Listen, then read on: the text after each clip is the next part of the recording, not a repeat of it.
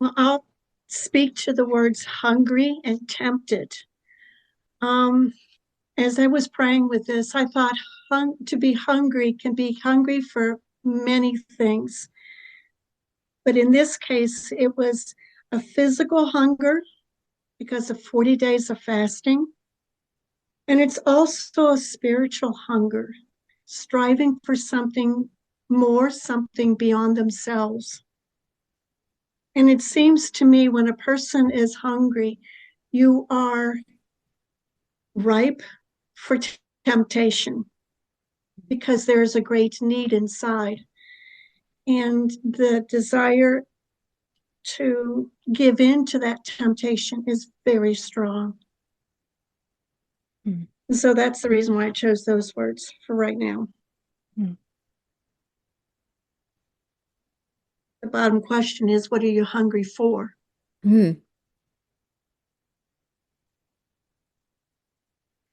I think what sort of struck me was the fact that Jesus, who we know to be the Son of God, was being tempted and debated practically the devil, which is not something I ever want to do, but, that was sort of what was happening.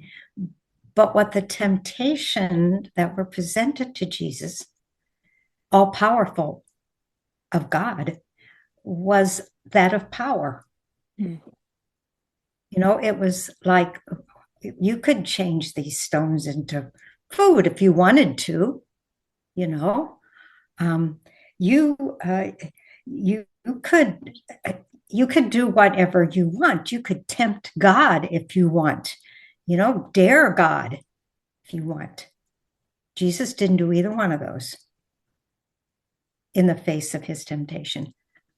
But then it was on the height of the mountain. And, what came to my mind, maybe it's because it's February and, I thought a little bit about Martin Luther King Jr. when he said, I went to the mountain in one of his last talks.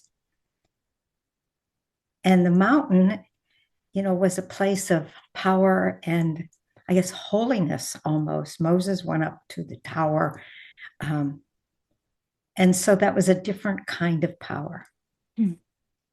And, with all of the power struggles going on right now, I thought, wouldn't it be great if we could figure out as individuals or as a country, just go to the mountain and let the power of God take over instead of having to try to be powerful people.